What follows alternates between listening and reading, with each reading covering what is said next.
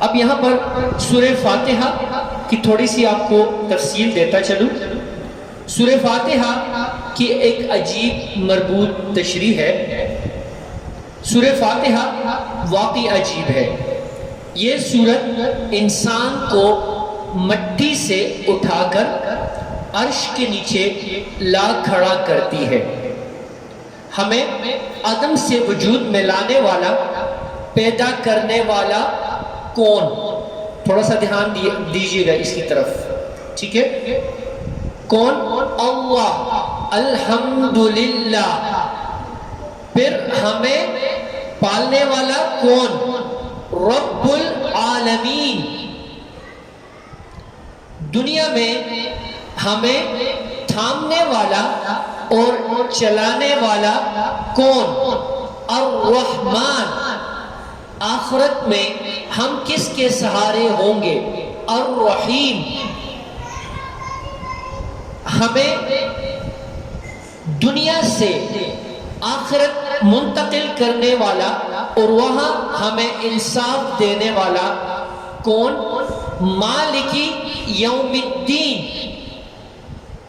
جب ہماری پیدائش سے لے کر ہمیں اگلے جہان لے جانے والا صرف اللہ، تو بس پھر ہم اسی کے بندے، اسی کے غلام۔ ایاک نعبد، جب غلامی اس کی اختیار کی تو اب مدد کے لیے بھی صرف اسی کے سامنے جھکیں گے۔ تو کیا آیا؟ وَإِيَّاكَ نَسْتَعِينُ۔ مانگو، کیا مانگتے ہو؟ وہی اللہ ہے جو صرف مانگنے سے خوش ہوتا ہے۔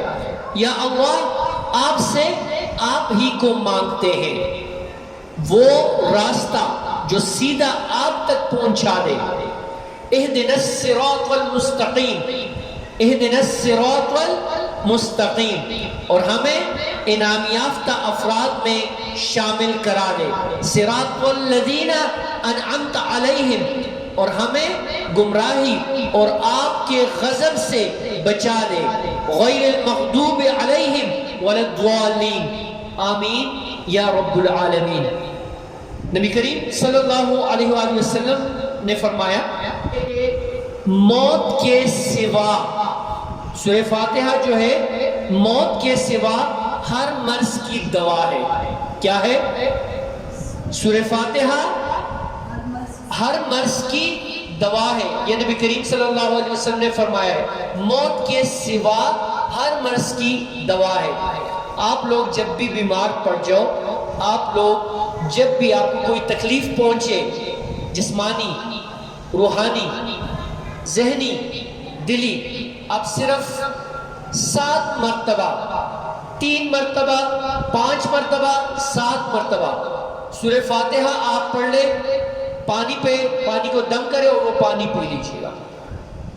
اس کے جو اثرات ہوں گے نا، وہ آپ کے اندر جو جائیں گے وہ خود بخود میڈیسن بن جائیں گے۔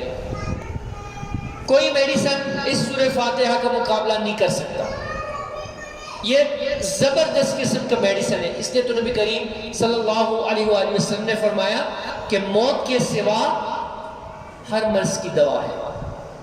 وَمَا عَلَيْنَا إِلَّا الْبَلَاغُ۔